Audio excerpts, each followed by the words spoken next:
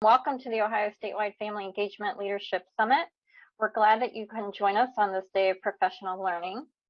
My name is Kristen McKinnon. I will be your moderator today.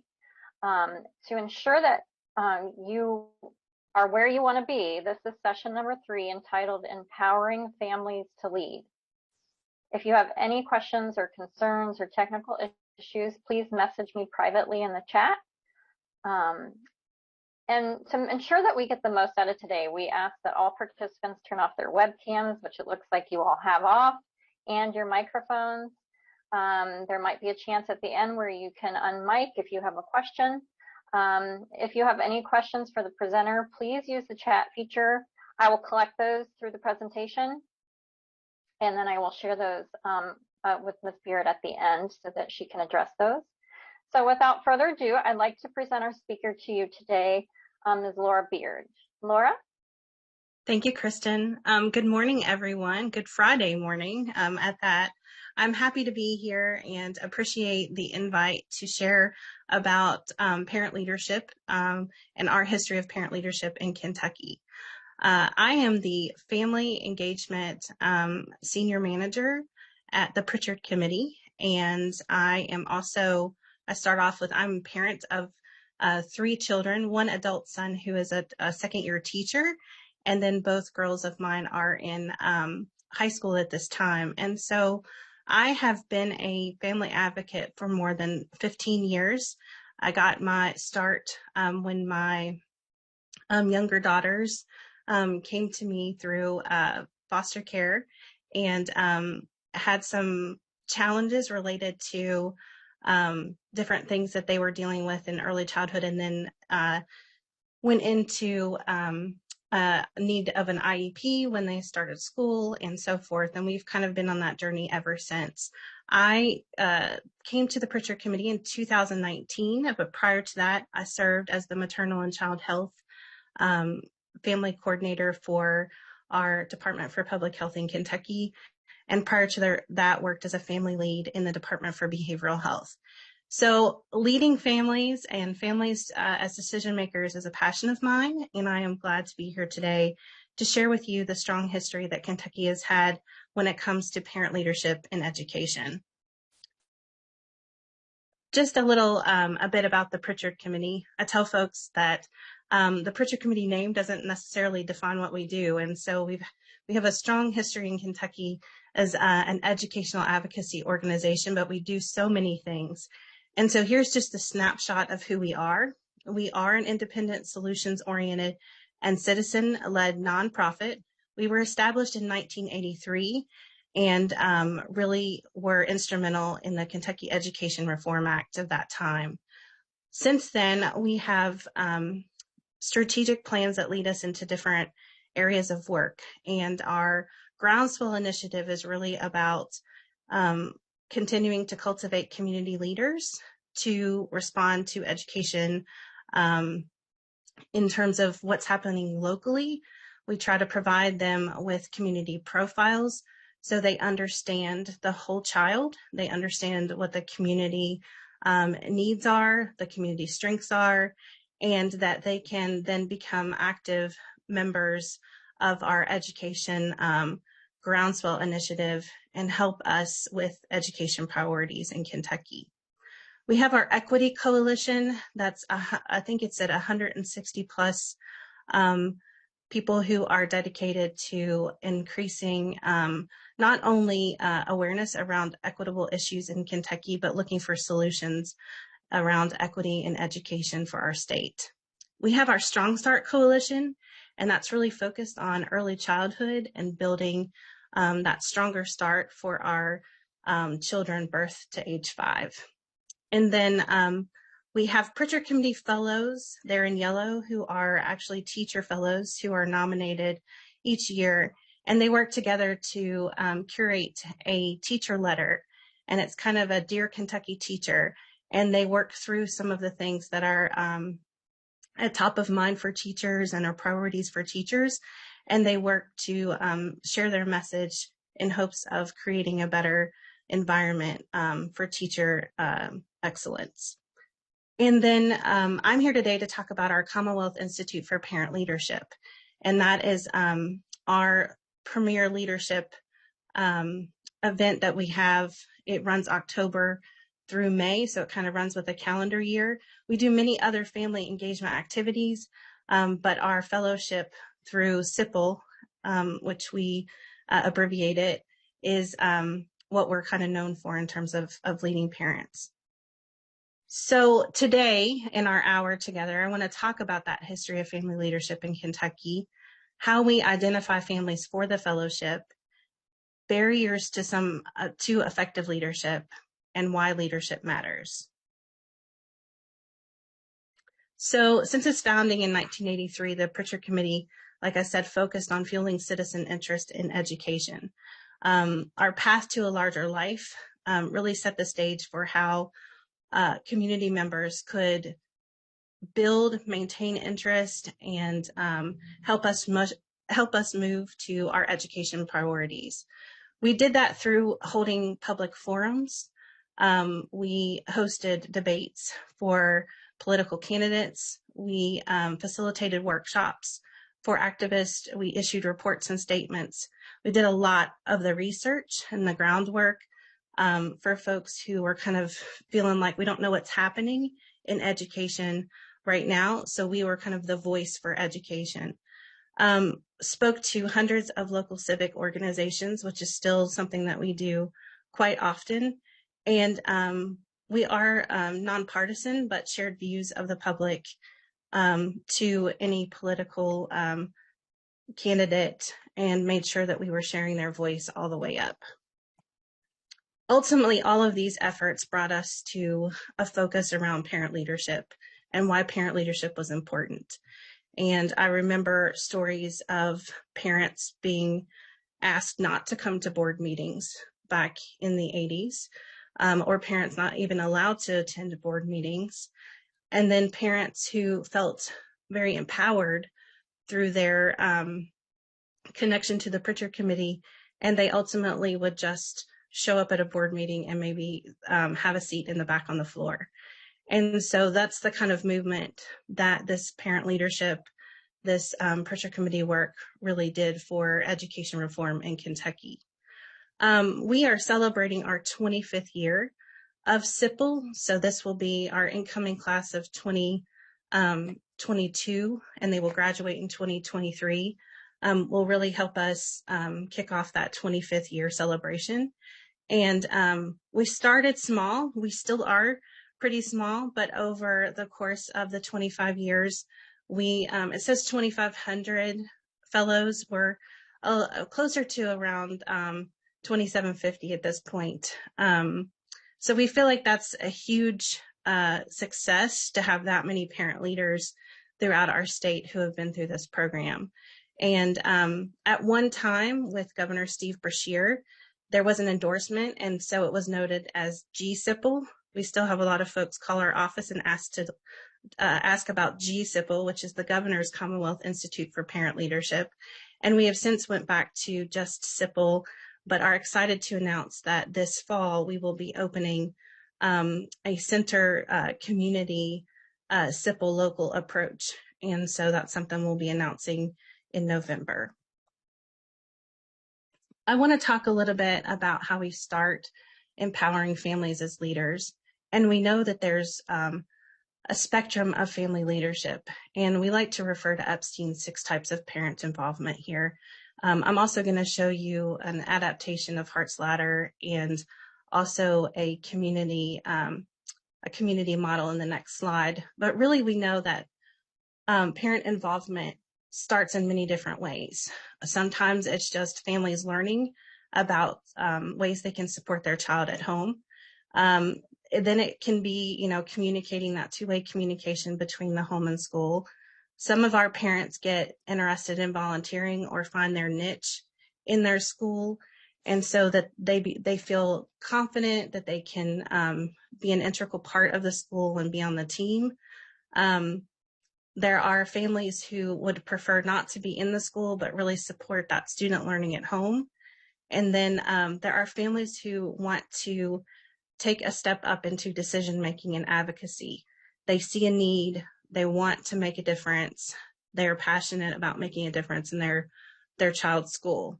And then there's that collaboration with the community. How do we work with our schools, families, and communities to serve our students? So we recognize this spectrum of involvement, and we help families kind of self-assess where they might be. And we have a lot of times we have folks who apply for our fellowship, and their perception of where they are on the spectrum is they're just getting started. And some other parents are like, I've been doing this for a really long time, but I've not had any formal training. And so they feel like maybe they're a little bit further on that spectrum. We do take nominations from partners in our community who recognize that parents are kind of going up this leadership ladder and maybe are craving a more deepened experience in what leadership in Kentucky looks like. And this is that spectrum of community engagement to that ownership piece that I was talking about. We utilize this to talk about equity, but also I use this with our parent leaders to talk about where they might feel that they are right now. And so many of them really, talk to us when they first get started about feeling that they've been tokenized at some point, or they've been asked to serve on a committee or council, but really their voice has not been heard. And so they want to be more involved. They want to be more of a decision maker, but they feel like they're just checking a box. And so we hear that a lot. And this is a really nice way where we can kind of visualize how we want to move through and get to that real ownership, that real true trusting partnership and collaboration. I like this figure here because I think this is what we're trying to do with our statewide family engagement center. We are utilizing the dual capacity framework of Dr. Karen Mapp, and we have created a family-friendly school initiative. So we're working with our district school leadership to build an infrastructure that supports families as true partners. We recognize that there's some work that needs to be done there, and COVID really did create a strain in terms of the relationship piece. And so a lot of schools are still struggling to even figure out how to get families back in the building, or our school safety has been top of mind. And so looking at what capacity do we have to bring parents into our schools. And with the Family Friendly School Initiative, we are really trying to provide some concrete strategies for schools to engage with families, not just hosting parent events, because a lot of times our schools think, oh, we'll host a fall event, or we'll have a parenting session online, or we'll bring in this guest speaker and we'll all meet in the gymnasium, and they count attendance, but they don't count relationship. And so we're really pushing for our schools, when they think about becoming family friendly, to think about those strategies of welcome back phone calls, bringing parents in for a family teacher conference, where what we're really saying is we don't want 15 minutes. We want you to set aside a time to have a conversation to get to know the family. We have some strategies with hopes and dreams letters, where we engage the parents to write hopes and dreams letters to their children, and the teachers to kind of facilitate how that letter gets used, and how that letter really serves as a relational piece between school and home. And so we're building educator capacity in our district, but we're also building parent capacity, because what we know is we need parents who feel that they have that reciprocal relationship. And as you can see here in this arch, once we get parent capacity building and educator capacity building strengthened, then we can move towards that collaboration, which really builds that trusting relationship. There's a sense of community within the schools, and you have strong family leadership. You have parents who want to serve on committees and councils, and you have parents who understand their role in serving on that council and don't feel like they've just been invited to check that box. I want to share here, and we're going to drop a link in the chat to a report with our evaluation team at NYU. We have, we're into our third year of evaluation data with our case study schools, our CIPL fellows, and our family engagement teams. And perceptions of engagement and leadership, I think, are really important because we're learning that there is a discrepancy between the perceptions, and there's this misalignment between staff and parent perceptions. And I'm not going to show, I'm only going to show a couple of graphs from this report. It's pretty lengthy, but it's a good read if you're interested in what our parents and educators are saying about the work of family engagement in our state. This figure right here kind of talks about what the perception is of administrators on decision making. So where do they feel like parents have a voice in decision making? And I'm going to say that, at first glance, these look pretty high. Teacher evaluations at 22%. I don't think any of us really expect that to be very high because that's not typically something that our parents do have a lot of input on. But in Kentucky, we do have school-based, some call them site-based decision-making teams. And so it's a requirement there are 2 parents on those teams. And my opinion here is that the perception is actually coming from, well, we have these, what we call SBDM teams. Parents are on those, and parents do have a say in many of these things when it comes to that team. That's not necessarily reflective of all parents, though. And a lot of times our parents who serve on that team also feel like they don't really have the true voice that they know that they should have. So I just want to say with caution, when you're looking at this, I think that there are administrators who believe that this is pretty high, but keep in mind they're thinking, well, we have our SBDM teams.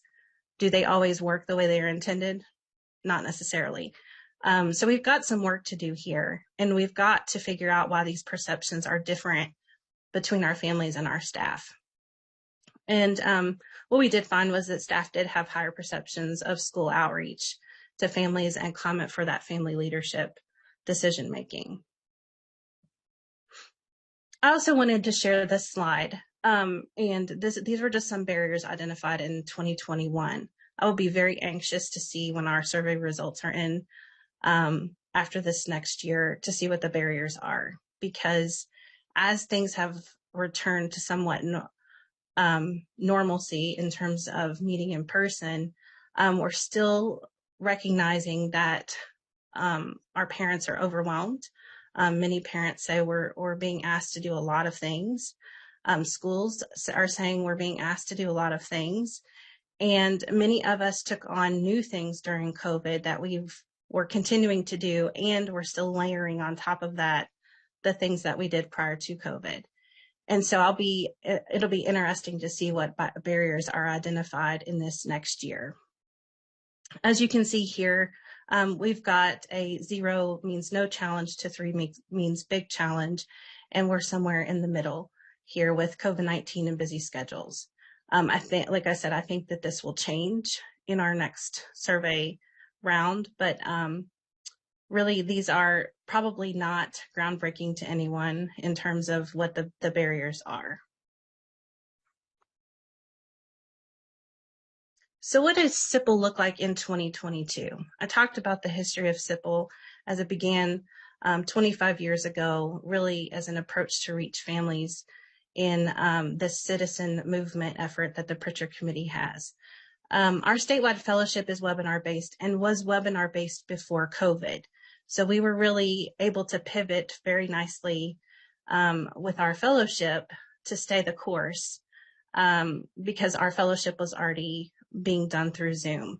And we recognized that meeting the way that we did prior to 2018, we would meet at state parks around Kentucky for 3 weekends. That a session was comprised of 3 weekends. And those weekends were spent kind of deep diving into education, information around accountability, around how Kentucky education is organized, the chain of command, the roles and responsibilities of staff within our school system, And we recognized that we could really make it more accessible to families across our state if we hosted it on Zoom. And so we had already taken that step, which was really nice when COVID happened, because we didn't have to rethink how we were going to keep the fellowship up and running. We have deep dive webinars, and I'm going to show you an example of a webinar here in a little bit. But parents are really craving more than just what is my leadership style or how to be an effective leader. They want to know the details of what's happening in our state. And so when I tell folks why CIPL seems to be successful, it's because we're talking about Kentucky public education, and we're really magnifying topics that are relevant today, not just general topics. We're looking at what's happening currently. You know, if it's during the session, what are some of the bills on the table that affect education, and what do you need to know? We're taking that deep dive into those topics. And most of our parents are like, you know, I didn't even know that I could go to this website and look this up, or I didn't even know that this was available to me. The other kind of piece of our fellowship that makes a real difference is this requirement of a local district project. Prior to, I think around 2015, we would support the project with funding. We do not support the project with funding at this point, although we do help our fellows look for funding in their local community. But fellows are just as successful without the funding in pulling off the projects. And there have been a wealth of projects over the 25 years that have resulted in permanent changes or permanent programs that are kind of standing the test of time. And so our parents, when given the opportunity, are creative, are innovative, and are solution-based. And so they're cutting through the red tape, and they're identifying a problem, and they're finding a solution. And I'm going to share an example here in a little bit, but I want to share another example because I just met with this parent yesterday. We have a school district that does not announce drills, so they do not announce lockdown drills. And a lot of the students in this district have been kind of traumatized by that in terms of not knowing, is there an active shooter in the building? What is happening here?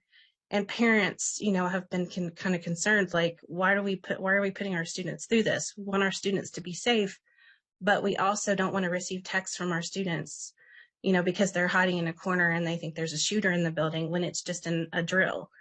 And so there were some conversations that happened at that SBDM level, that school-based decision-making team level, because this parent was serving as a parent representative and brought that to the attention of this group. They ultimately decided that that was not something they could make a decision on because it was a district-wide decision. And so they, you know, she felt stalled at that point. She didn't know where to go. When she joined the CIPL fellowship, she brought this out. She has a background in developmental psychology. She said, you know, I have talked to other districts and they are announcing drills. The guidance from our Kentucky Department of Education says that we should be announcing the drills. Our guidance from the Kentucky Center for School Safety also recommends announcing the drills. And so what she was able to do through the fellowship was connect to, and this is a very large district, so she was able to connect to the chief safety officer and bring with her, through the help of the fellowship, we help them kind of organize their project. And she brought the evidence that she had for announcing drills to the chief safety officer, and just met with her yesterday. And they hosted their first drill and it was announced.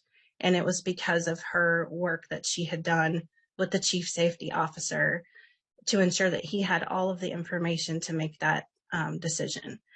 And so the power of that one person who was sharing the voice of many other families is just phenomenal. The next thing that we require is a networking time, and we usually require 2 networking opportunities throughout the fellowship. And so those networking opportunities can be in the form of attending a parent cafe or they can be attending what we call a groundswell conversation. I mentioned those community profiles, but we do ask our parents to network, and that can be done virtually or in person. For a couple of years, those networking opportunities were only available via Zoom, but we've since opened up our networking activities to be hosted in different areas of the state. When we're able to, we host a leadership retreat. We've done, out of the last 3 years, we've been able to host it twice. COVID just kind of diverted us on our plans in terms of hosting that leadership retreat.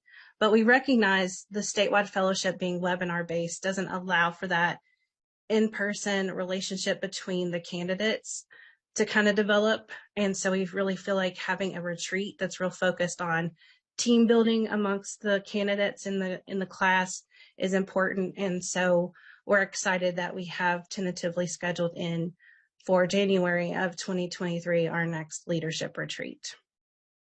And then one of the real perks for our parents as leaders is the graduation that we host at the end of our fellowship.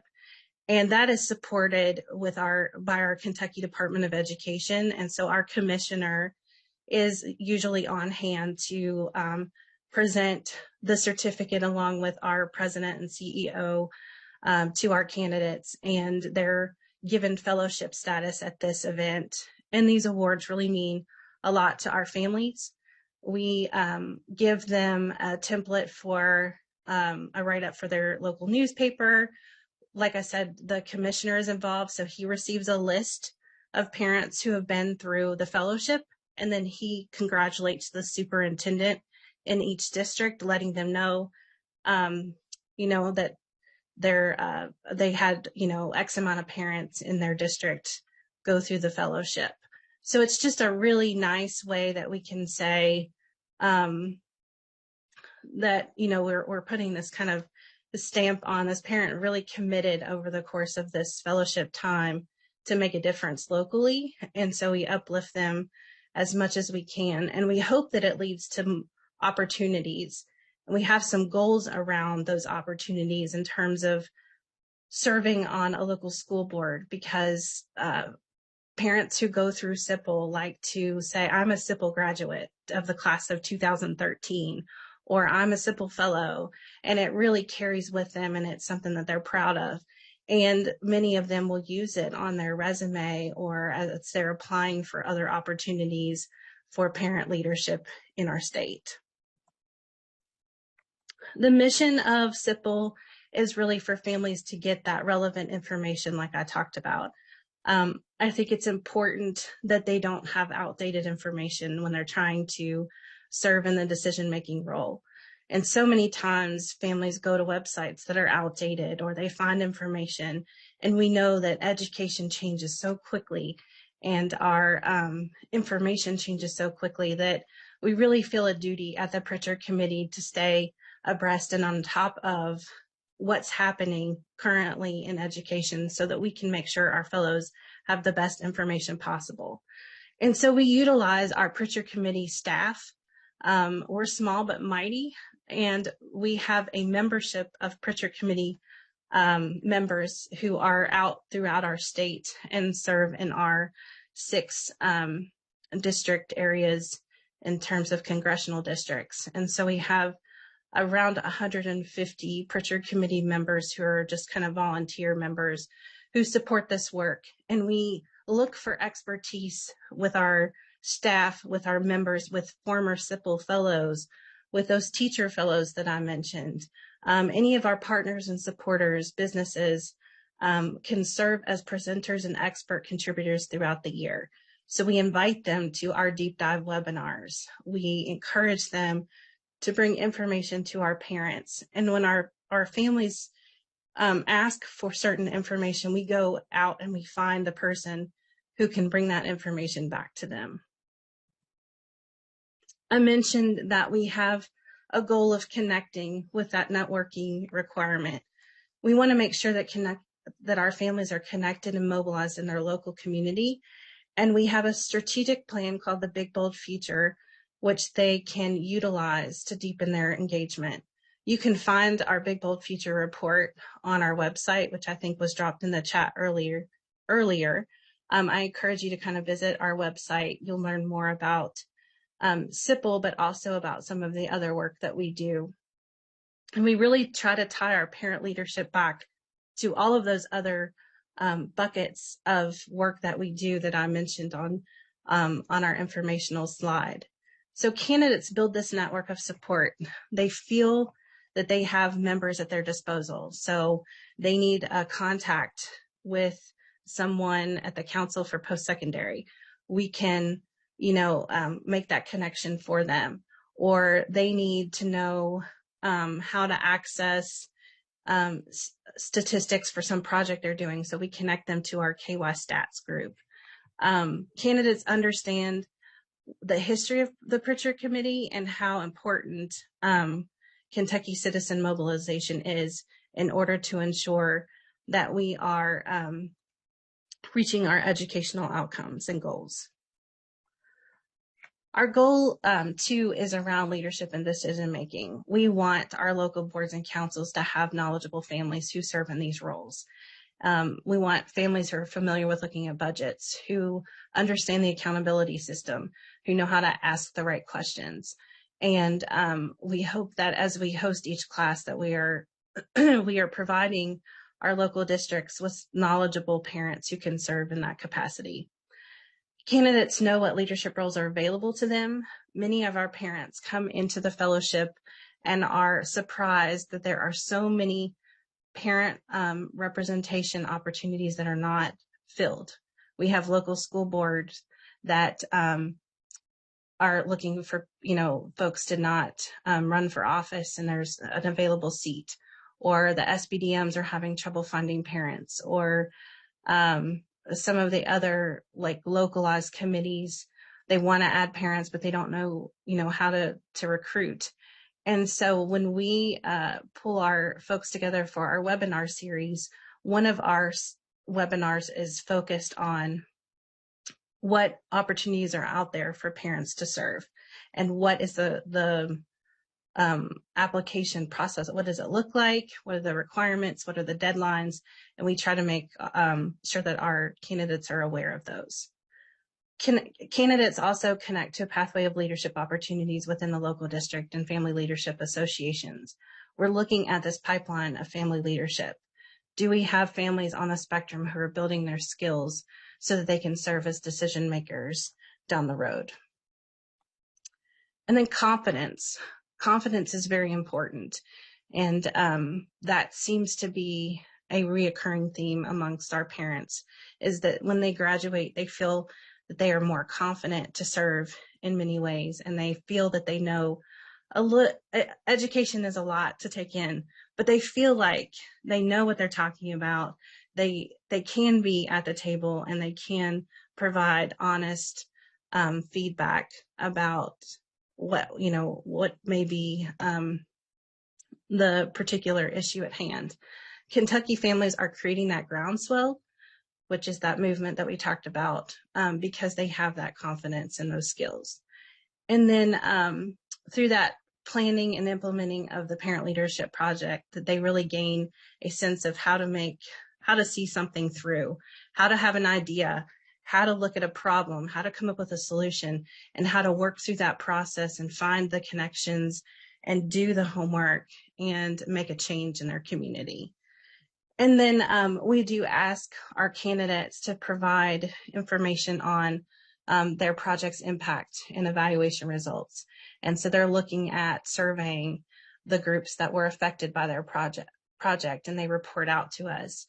And it's just a really great way to build that confidence and help our families move towards being more knowledgeable in the roles that they're serving in. This is an example here of a deep dive webinar that I was mentioning earlier. And so we have, this usually happens around March in our webinar series, but our funding basics presentation. And so as you can see here, we try to stay pretty current. And with this particular webinar, we were able to break down and provide an ESSER spreadsheet of each district allocation of funds. And so they were able to kind of go to their district and see what their district was given for pandemic recovery funds. And, you know, we ask them, what are some questions that you have? But we also give them some pointers on what they should be asking of their schools, what they should be asking of their community leaders, and what they should be asking of their state leaders. And so this is just an example here of some slides from our deep dive webinar in March.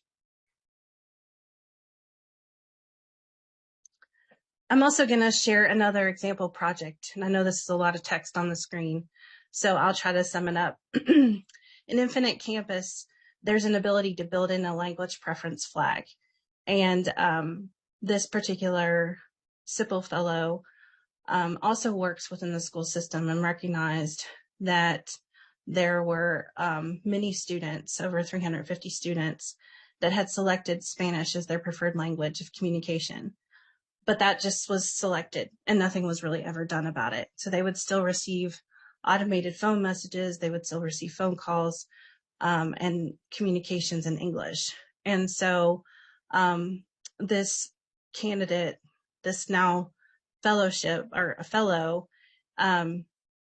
she was able to work with her IT person and their ELL director to turn this flag on in Infinite Campus. And so it took several months, but by the time that she was able to report on her project, they were able to make sure that they had all language preferences flags into their Infinite Campus. And since she's been able to do this in one county, in one district, the neighboring counties and neighboring districts have said, we want to do this too. And so they have shared their process for turning on the language preference flag and how they went about doing that with other schools, and it's creating a ripple effect. And so this is huge. And her family's, reported back that this has been the biggest help that they've had in terms of communication, breaking down communication barriers with the school. I talked a little bit about networking, and I mentioned that we host parent cafes. And those of you who are familiar with the cafe process know that it's a conversational, kind of experiential discussion where parents are seen as the experts. And so we don't have a guest speaker, we have parents who share. And we developed education cafe cards as a result of that need to kind of prompt those conversations. And so we have our card deck broken down into equity, families, school, and parent leadership. And we host these every other month. And sometimes we do them virtual. So we have a virtual card set. And now that we're able to meet again in person, we've been hosting areas, and parents can just come and talk about education and be prompted by some of these questions to have discussion. And what we hear from parents is that they don't feel alone. This is a great networking opportunity to meet parents across the state. They learn a lot, even though one of the agreements is not to give advice. There's a lot of learning that takes place in a cafe. And so I just wanted to share that particular resource with you as a great way to get parents networking together. I mentioned our graduation celebration, and just wanted to share this picture here. This is our Commissioner of Education, Dr. Jason Glass, with Anna Jordan, who was the parent who worked on the language preference flag, and our CEO and President, Bridget Blom. And so for parents, this is just a really nice way to be recognized amongst their peers, but also amongst educators at the summit, along with our community partners and businesses. So in Kentucky, there are many ways for parents to serve. And I'm sure in all states, there are a list of things that you can find across the state that are open and available for parent representation. But parents often don't know that these exist, or they're told at the very last minute that there's an election that's happening, or they find out that there's an application for parents to serve, but it's due tomorrow. that seems to be a real challenge, is parents finding out about the information and finding out in time to actually apply. So we really want to make sure that our parents understand that we're not just taking them through this fellowship, but that we're preparing them to serve in a variety of ways.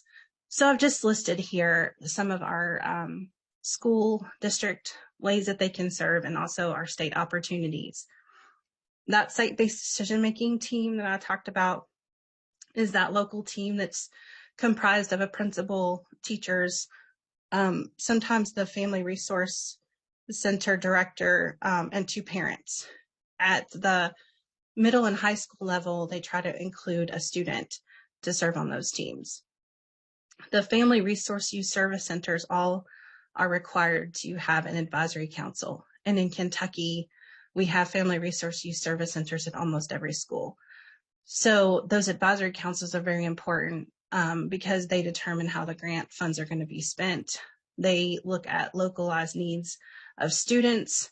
They plan events around self-harm, around substance use prevention, et cetera. And so having parents serve on that advisory council to kind of talk about, these are what our students are struggling with, or this is really impactful for my student. I think we should continue to have this guest speaker come to this event, or this is how I think that this funding should be spent and how it would best serve our community. It's very important for families to serve on those councils. And then our local boards of education.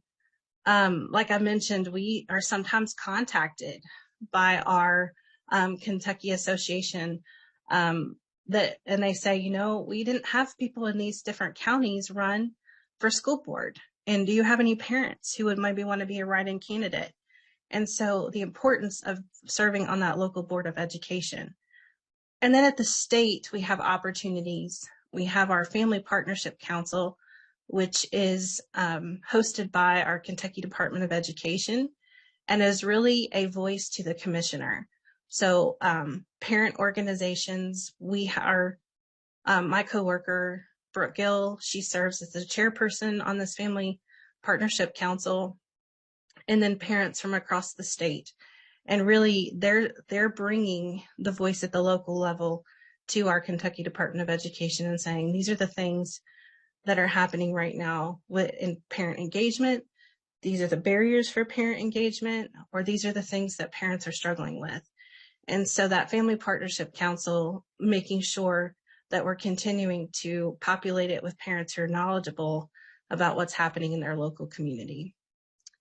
And then we have so many governor-appointed councils that are out there for early childhood, for substance use, for mental health.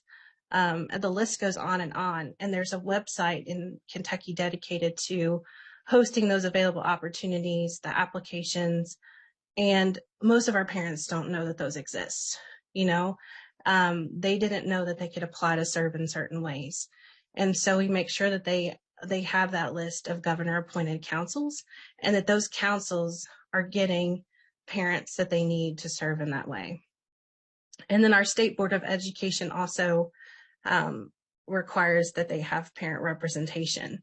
And so, you know, our hope is that sometimes the parents serving in that role have been through our parent leadership program. CIPL fellows and parents, and this can be found on that NYU report that we put in the link earlier on, but CIPL fellows and parents of children with special education needs have had significantly higher reporting of being able to support their children's learning and, you know, really understanding the importance of family engagement compared to other families on that survey. And so we found that to be very important to our work, is understanding that CIPL fellows do feel more confident, and they do feel like they're able to take the information and recognize how having that information leads to student success. Most recently, as many of you have probably seen, the release of the NAEP scores has brought about a renewed call for districts to make sure that they're being very transparent with their plans. And so we, our president and CEO put out a piece here that's linked And Kristen, I'm sorry, but I don't think I added that to be linked in. So I will drop that in the chat when we're finished. But the call really is for families to have the information that they need so that we don't find ourselves in this situation again next year. And we're really going to highlight that this year as we anticipate our state results to come out in a few weeks. And so just wanted to kind of bring attention to that because that's something that just recently we've called upon our CIPL fellows to look at and consider how they can talk to their folks at the local level to see how we can address some of these learning losses that we've seen through COVID. And then we're going to take some time for questions. I see that there's several things in the chat, and this is my information here. You're welcome to email me. That's my cell phone number. You're welcome to call me at any time.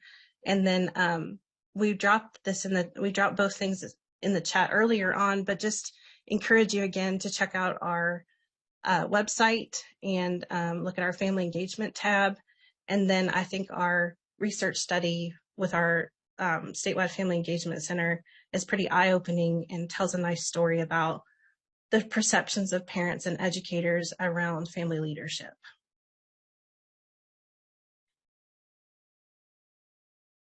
Okay, thank you so much, Laura. I did jot down a few questions. One actually towards the beginning of the presentation does relate to this study. Are there more details as far as, does it distinguish, do these numbers distinguish between parents that are have typical students versus parents of children with disabilities?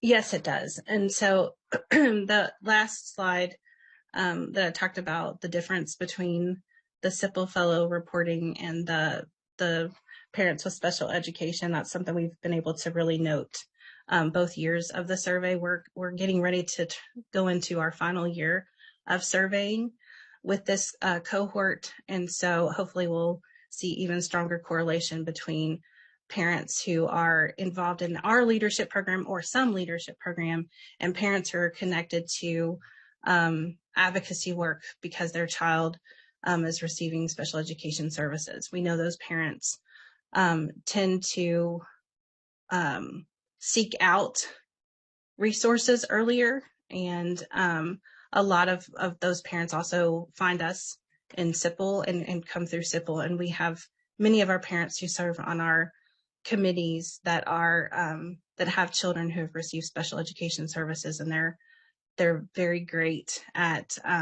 mentoring and bringing others along with them. Okay, great. The next question, I think Linda put in the chat that relates to the networking slide and discussion about the conversation card. That's the first time I had heard of that. We noticed there's a fee towards that. Do you know what that goes toward, or do? Yeah. Go ahead. So I just pulled that slide because it's the best picture I have of the cards right now.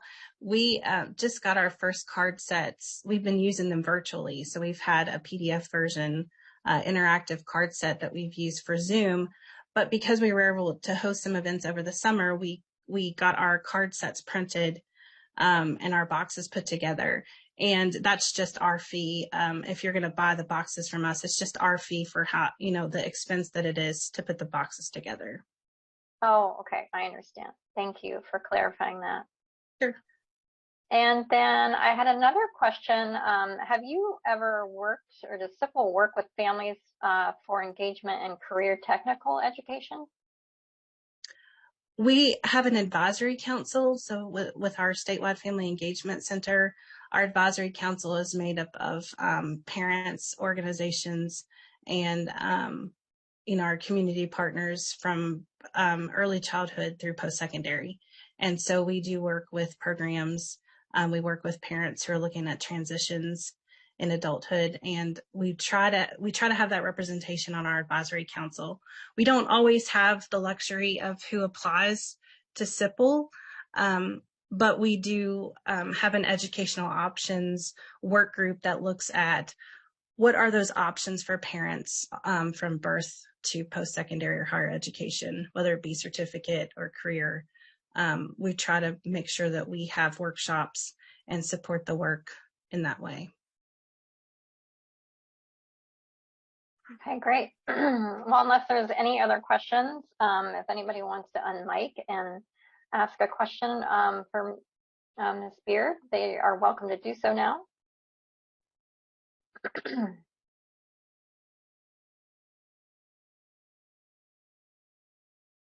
I also want to comment just personally, because we at the Ohio Engagement Center are working on an English learner project with the Ohio Department of Education, and that example that you used for the language preference flag was pretty awesome. I'm going to share that with my team after. I mean, the fact that 365 students chose Spanish as their preferred language of communication says a lot about the need for our English learners out there. So I really liked that example. Thank you so much for sharing that. Every time we do, we put our projects together at each end of each class, I always come back to this idea that when given a problem, parents can find the solution. And so we see that many times through our project. I did just kind of sift through the chat here, just had an opportunity to, and I know we mentioned the parent cards, and somebody had asked if parents do not have to pay for the cards. That's just for like outside organizations who want to have the cards on hand for their events or so forth. When parents come, they don't have to purchase a card set. Okay, that's great. Sometimes our PTAs, so like maybe there's a parent who's like the PTA president and she wants to, he or she wants to have cards, then they can purchase those. But we do, it's not something that costs money to attend. All right. Well, if there's no other questions, we can start wrapping up. I apologize, Laura. Since the keynote ran late, apparently we didn't need to start until 10. I started a little bit early, so we do have a little more time if we needed it, but that's okay. I just want everyone to take this time to thank Laura for her time and knowledge today. If you want to join me in the chat to thank her, I appreciate her and her time. We know here at our Ohio Family Engagement Center, we work very closely and proudly with Kentucky, and we hope to continue that relationship. Before we break for lunch, because it actually is lunchtime, I do have a couple reminders. At 12 o'clock, Dr. Barbara Boone from our center will be leading a 30-minute candid conversation on leadership, what kind of goes very nicely with this presentation that we just had, or we just listened to. And everyone is welcome to attend. You don't have to, push a register button. You just need to go back to our Summit webpage. I'll put it again here in the chat, where you can just click on it and enter at noon and it should take you straight to back to the Zoom room, which was the main room that we were listening to the keynote in. And also, if and you don't have to attend that if you have something else going on, but just keep in mind that the next sessions will start at 12:45 if you have signed up for any other sessions this afternoon. However, if this is your last session for the day, I will put the survey link in chat. So a lot of people like to get contact hours for attending. The only way that you'll be able to receive those is if you do fill out the survey once you are finished with all of the sessions you're attending today. We only want you to fill it out once. So make sure you just fill it out once you're done for the day, and then it will take you a link about the contact hours. So I think that is all the information that I need to provide everyone. Again, thank you for coming. Enjoy your lunch. I hope you enjoy the rest of your sessions, and thank you again, Laura. I appreciate it. And we will see you all soon.